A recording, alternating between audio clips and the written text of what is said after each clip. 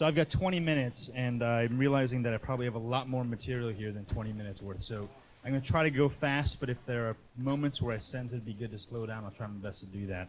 So it's going to be a little bit more off the cuff than perhaps I was initially intending. But let me say this: I think it's I'm thrilled that this ministry of Redeemer Grace and Race is kind of having a revival. For a while, a couple of years, it wasn't much activity, and I think just where we are now as a nation, and the ways that race relations have maybe re-emerged as a very important topic in the wake of Ferguson, with the Black Lives Matter movement. I think even in our own denomination, which many of you may not know, the Presbyterian Church in America, we're going kind of through a season of repentance where we look back.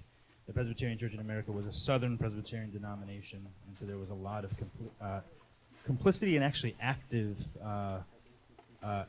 advocating for segregation, slavery, and that sort of thing. And so it seems to me that God is kind of doing something and bringing some of these conversations back to the fore. And so I'm grateful that we as a church have a venue to reflect on that in the midst of all of those issues. So I'm grateful. So here's what I want to do tonight. There was a quote a couple of years ago that I came across by Dr. Martin Luther King Jr., and ever since I read the quote, it's kind of lingered on. And so tonight is kind of an expansion, a reflection, a building off of what I think is Dr. King's vision that I think I'm only beginning to internalize now. So let me just read you the quote, and then I'll kind of talk about how this talk grows out of that. So this comes from a sermon that Dr. King preached on Christmas. It was called a Christmas Sermon on Peace. And here's what he says. He says, "It really boils down to this, that all life is interrelated. We are all caught in an inescapable network of mutuality, tied into a single garment of destiny. Whatever affects one directly affects all indirectly. We are made to live together because of the interrelated structure of reality." And then he goes into an example, but I'll jump down to the bottom there. He says, "This is the way our universe is structured. This is its interrelated quality. We aren't going to have peace on earth until we recognize this basic fact of the interrelated structure of all reality."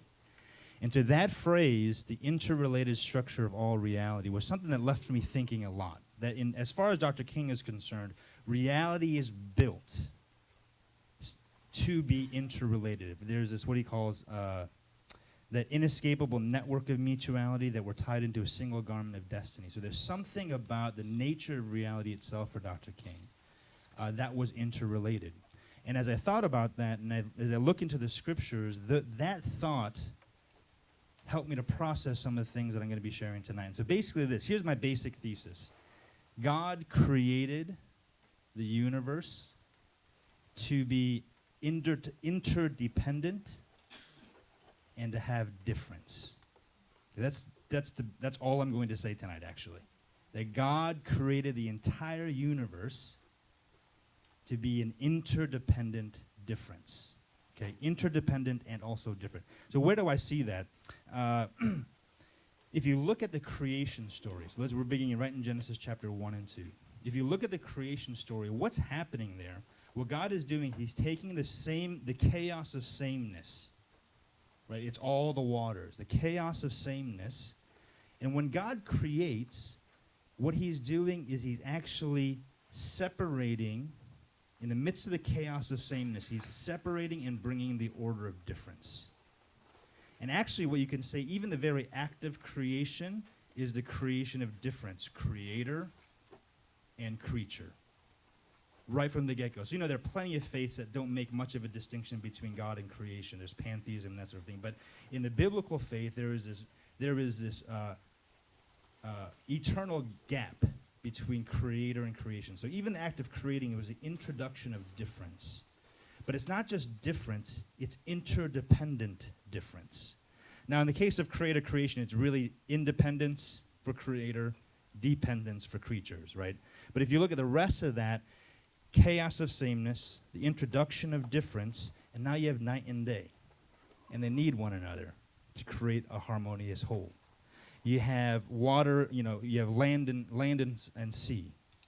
and they need one another. And so we see it's this rhythm of the insertion of difference, but it's a difference that can't be separated, that can't remain divided, that actually need to be in this interrelated structure of reality.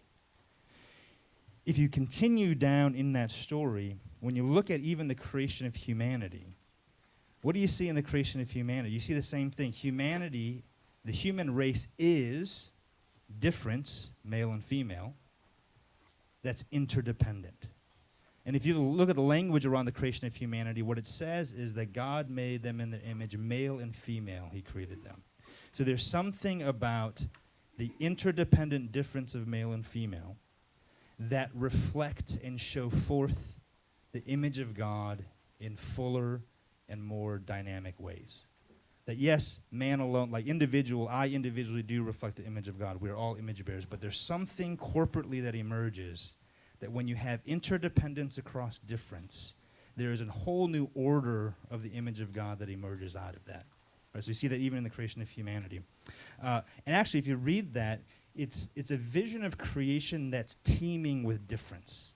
Right? So he creates all these realms, and it's teeming with difference. He's creating more diversity, more diversity, more diversity. And as that creation unfolds, it becomes a creation that actually creates even more diversity. Right? That's the vision that we're getting in Genesis chapter 1 and 2. So here is a creation that inserts difference, but also sets it up so that all the difference needs one another in order to be this harmonious whole. And you say, well, why would God intend for his creation to work like that? And as I thought about that, it made me back up and made me say, what is God himself like? What is the Christian God himself like? He's triune. And what that means is that God himself is interdependent difference. That there are three persons in the Godhead. And the early church fathers, they saw the beauty of the doctrine of the Trinity. And they saw not only the three persons, but they saw such a dynamic and fundamental interdependence that they couldn't come up with another word to describe this Trinity, so they basically said the Trinity dances in interdependence, the word perichoresis. That there's such a dynamic intertwine. So they use words like perichoresis, they use words like interpenetration. The Father interpenetrates, the Son interpenetrates the Spirit, or co-inherence, that they inhere in one another. And that the mystery of the doctrine, so God himself, the mystery of who he is in the biblical faith, is a God who himself is interdependent difference. And so it's in God. I think it's a fundamental vision of all of God's creation. So if you want to understand how God's creation works, the more I think about it, interdependence and difference are really at the heart of it.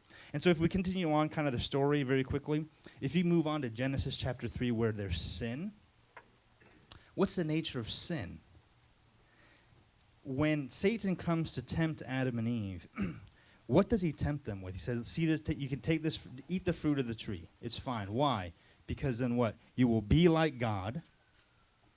It's the obliteration of difference. It's sameness. You will be like God. Creature will become like creator, obliteration of difference.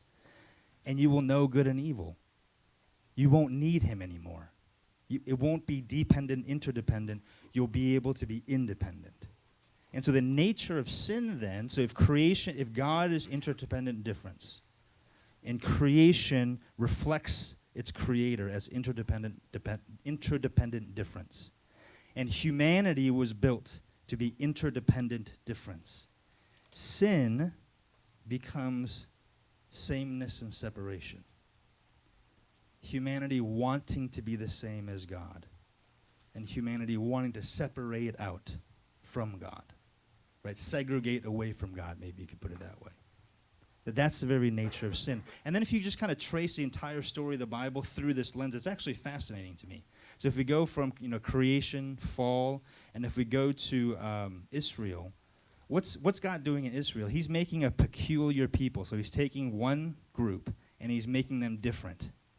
He's creating a peculiar people. Why? So that he could send that people back in to bless all the nations. And ultimately, I think actually, Romans 9, I don't know, you may or may not know that, but Romans 9 is a really tough passage in the Bible, and it's basically Paul talking about Israel and the state of Israel's future salvation, and he himself is a Jew, and how he wants all of his fellow Jews to come to know Jesus, and he's really wrestling with that. And he said, well, and he says, in the end, all Israel will be saved, and there's all these kind of enigmatic things, and commentators have wrestled with it. But I think what's going on there is that just as Israel was made different from God to bear salvation to the nations, what happens in the end of time is that now the nations, the church, it's their turn to bear salvation, and then ultimately Israel will come to know this Jesus. It's that vision of interdependence, right? This interdependent difference, even in Israel. And if we get to Jesus, what Jesus comes to do is that he heals that separation, that division, that segregation that we created between God and man. And he also heals that the divisions that we created between man and man. So he tears down that dividing wall of hostility. But what's interesting is that when Jesus comes to heal all of that, when he comes to redeem all of that, he doesn't insist on sameness. Right? So you go to the Corinthians passage that talks about the diversity within the body of Christ. And I cannot say to the foot, I don't need you. Even in the life of the church, you get to the point where the questions become, should Gentiles have to become Jews first before they can become Christians? I mean, that's kind of the question that's being wrestled through most of the letters of the New Testament. Should Gentiles have to become Jews first, circumcised, kosher laws, keep the Old Testament law, in order to become Christians? And the answer emphatically was no. Gentiles, the difference there is valuable, and they ought not to impose sameness upon them. But what's fascinating there is that in Acts chapter 15, right, so this is the Council of Jerusalem. In Acts chapter 15, they're wrestling with this question.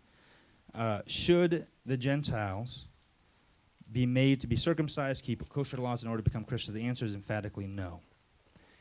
But then that council goes back to the churches, but it says, but make sure the Gentiles don't eat food with blood in it, right? You know this it's enigmatic, right? Don't eat food with blood in it, avoid sexual immorality. And they give them 3 or 4 what seems like kind of random prohibitions. Said, no, Gentiles don't need to become Jews. The difference is important. God is a God of interdependent diversity, of difference. But then it says, well, no food sacrificed to idols, no food with blood in it, and avoid sexual immorality. And they said, well, why those random prohibitions? And the answer to that is a Jewish believer at the time could not eat at the same table with a Gentile if they participated in those activities. And so for the early church, the gospel was at stake. They said, no, it's clear. The gospel demands that Gentiles should not become Jews before they become Christians. The gospel's at stake if we require that. And yet in the midst of the gospel being at stake, what was so important to that early church was that these different people eat together. They needed to preserve the interdependence. That it wasn't good enough merely for the Gentiles to go in that direction, the Jews to go in that direction, and they're done with it. But they said, no, we need to come up with a shared set of ethics so that they can share table fellowship. The interdependence is critical, right? So we see that in the early church, and ultimately, of course, in the New Jerusalem. What we see there, if you haven't read Isaiah 60, by the way, when it comes to the New Jerusalem, it's a great passage. That's the background passage to Revelation 21 and 22. So Isaiah chapter 60, it talks about basically that final city. And what's fascinating about Isaiah 60 is this vision of all the nations of the earth bringing cultural riches into the New Jerusalem. And so what the New Jerusalem is basically all the cultural riches, all the difference that emerges out of all of these cultures.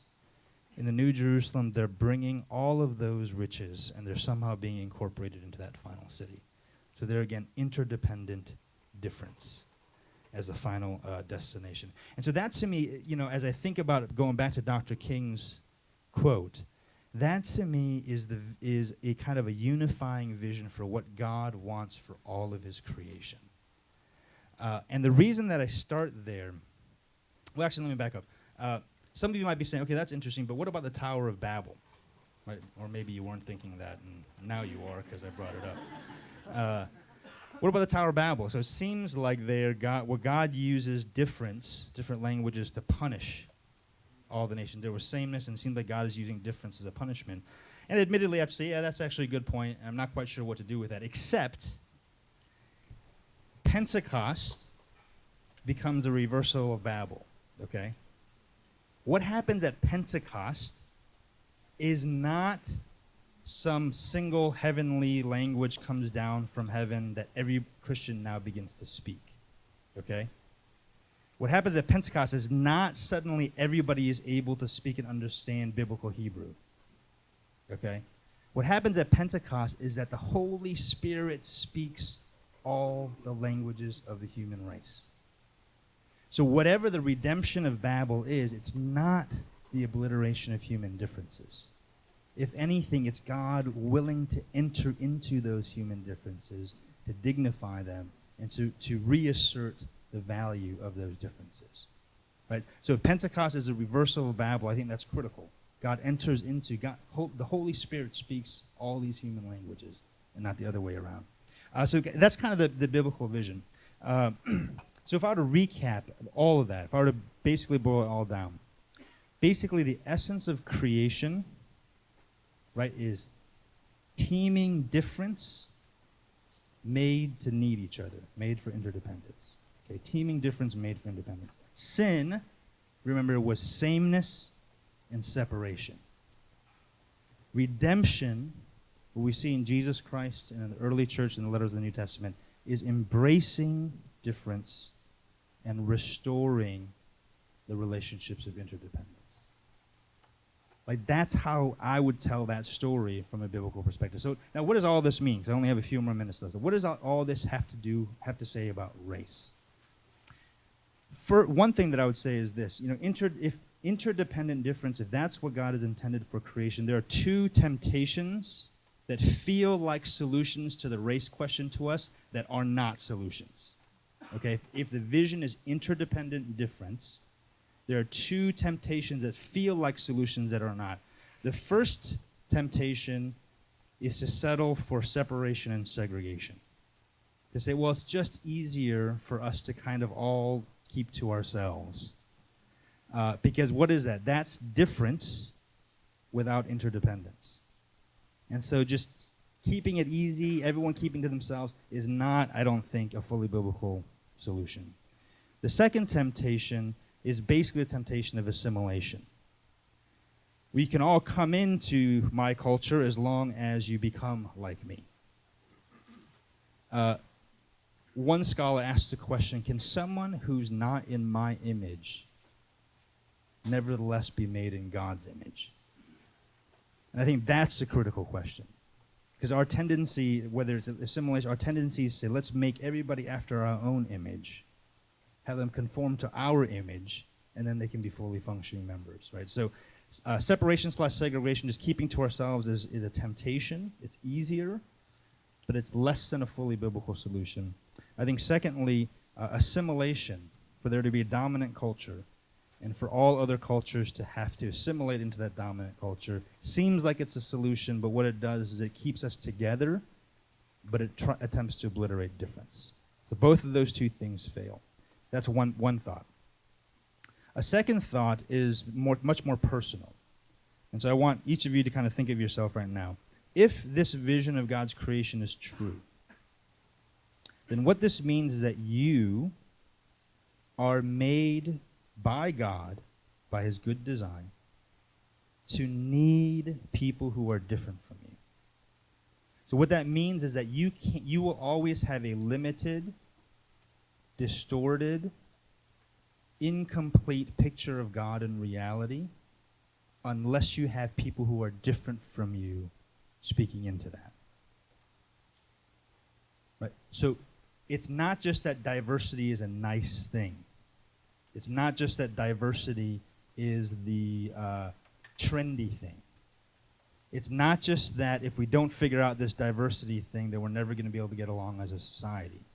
It goes infinitely deeper than that. God made you to need people who are different from you.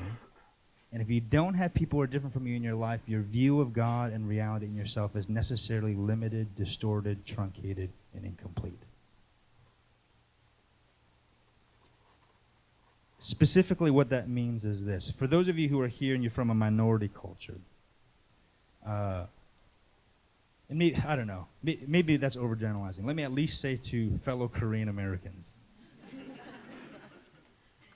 What that means is in my Korean Americanness, I have God-deposited cultural riches that my brothers and sisters need me to bring to bear in their lives.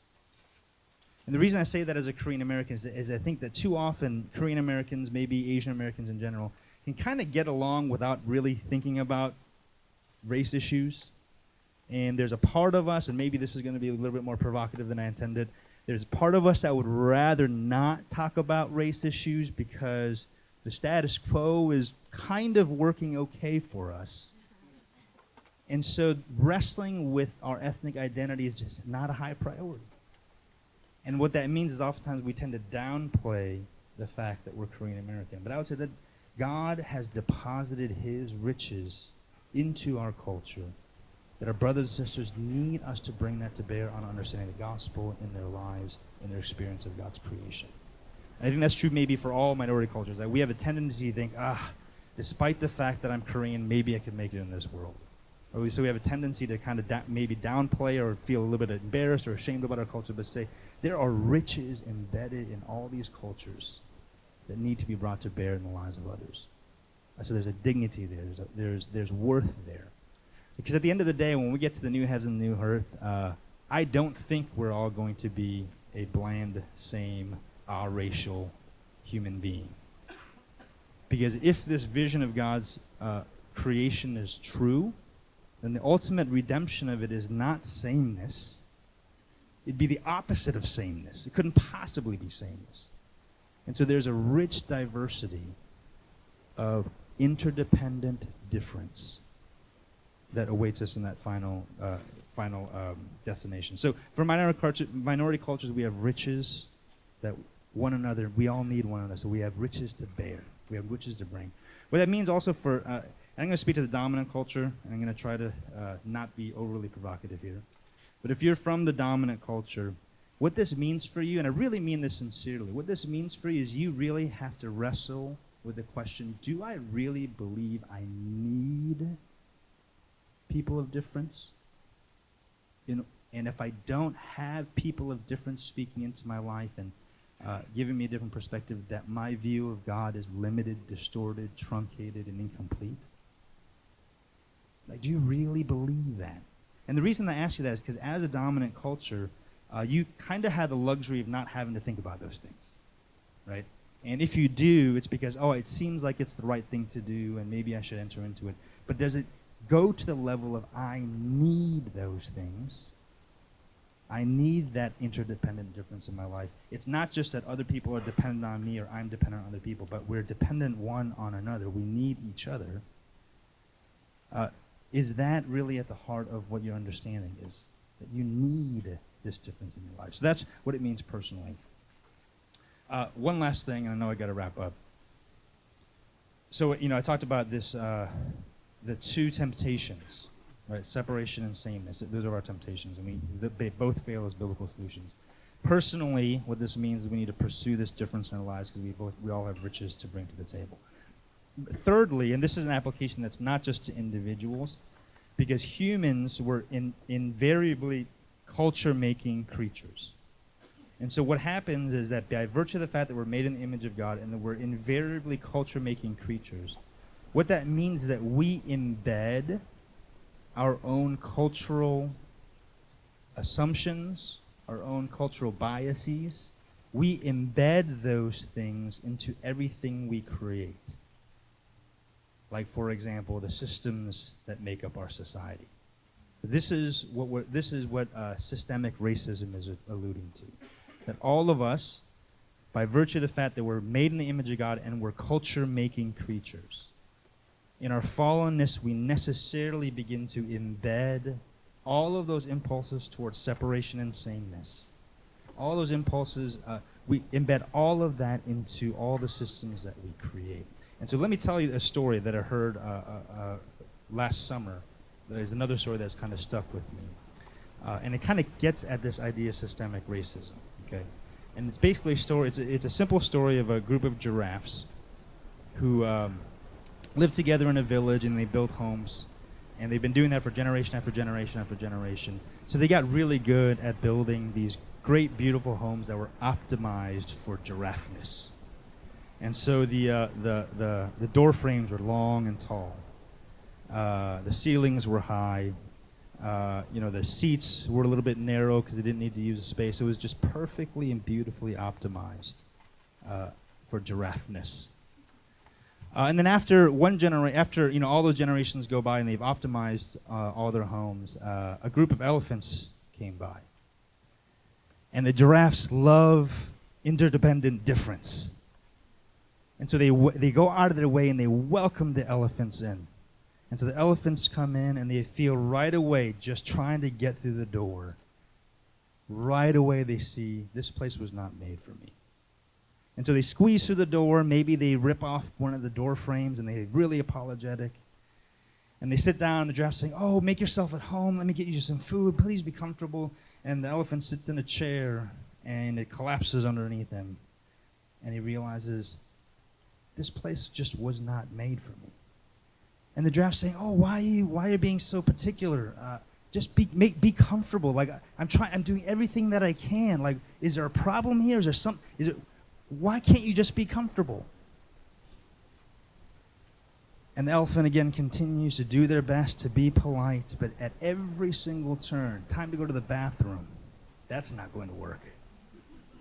And at every single turn, no matter where they go, there's constant reminders that this place was not made for them. What that means is that no matter how well-intentioned the giraffes are, no matter how genuinely they love their elephant brothers and sisters, no matter how sincerely they want to welcome them into their lives, that until those homes are restructured, the elephant will be paying all kinds of costs just to be in the same room as that giraffe. So when we talk about systemic racism, that to me is the best illustration that I've heard on that. Because the giraffes built it for their own purposes, and what more could you expect? And yet when we want to talk about, are we serious about difference being interdependent, equally needing one another? In order for us to achieve that, it means that the giraffes have to be willing to take apart treasured parts of their home and to have the elephants involved in rebuilding rooms and chairs and door frames and bathrooms, even if the rebuilding of those things makes the giraffes themselves uncomfortable. Because we're necessarily culture-making creatures, and our biases, our default patterns necessarily enter into the systems and institutions that we create. And so it raises hard questions. But I think at the end of the day, the church is meant to be, from God's economy, the church is meant to be the locus of this reconciliation. That the work that Jesus has done brings all the nations together, and it refocuses us on this vision of interdependent difference. That God made us all to need one another. So, let me wrap up. I should have wrapped up probably like 10 minutes ago, I'm pretty sure. Let me just wrap up. A couple of critical elements for a biblical engagement with race. Okay, just a couple of critical elements, and it kind of grows out of this talk. The first one, and I wasn't able to address it here, but the first one, when it comes to critical elements in a biblical engagement with race, the first one is telling the truth to one another and being able to hear hard truths even in the midst of that, and to not take those things personally, and just to listen to truth and to be committed to speaking truth. It's critical. So listen to the truth in other people's stories. Listen to the truth that they desire for you to hear. What is that truth? So tell the truth to one another. Second is to seek mutual justice. Right? So this idea of equal treatment across difference. That needs to be a part of a mutual effort together to heal that division. But those two are not enough. Merely speaking truth and seeking justice don't fulfill the biblical vision. To speak the truth and seek justice is not enough. The biblical vision demands that we speak the truth to one another that we seek justice, but then thirdly, we don't stop until we've achieved reconciliation. Because God desires us to restore that interdependence. That it's not enough to have equal justice in different parts of the room. That we need to seek that reconciliation, which Christ ultimately died for. Let me just close very quickly, because I think this is another one of Dr. King's sermons. I started with Dr. King, let me end with Dr. King. And I think what I just said seems to me to be somewhat close to what he was thinking. And in a sermon called Loving Your Enemies, he talked about a double victory, which I think exactly is talking about this interdependent difference. So he said this: to our most bitter opponents, we say we shall match your capacity to inflict suffering by our capacity to endure it. We shall meet your physical force with soul force. Do to us what you will, and we shall continue to love you. Throw us in jail, we shall still love you. Send your hooded perpetrators of violence into our community at the midnight hour and beat us and leave us half dead, and we shall still love you. And then he says this: be ye assured that we will wear you down by our capacity to suffer, and one day we shall win freedom, but not only for ourselves. We shall so appeal to your heart and conscience that we shall win you in the process, and our victory will be a double victory. It's that double victory, interdependent difference, that's what God intended for his creation. That's what Christ died for, in bringing healing not only between man and God, but also man to man.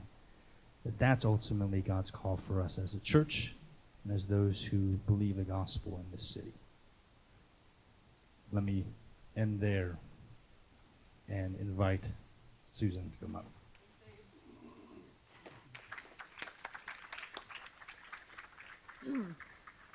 Thank you, Abe. And now we want to give you an opportunity to debrief and share about what was just shared. Just to draw your attention, there are a couple guidelines for your table discussions in the handout, and this is just there to help encourage a rich and respectful dialogue. And there are table facilitators just to help the conversation move along. So if you're a facilitator, if you don't mind please raising your hand so that people at your table are aware. All right, wonderful. And so based now on what Abe has said, was there anything that surprised you or shed new light on the topic for you? Or was there anything that was said that you struggle with and that you couldn't share with the table?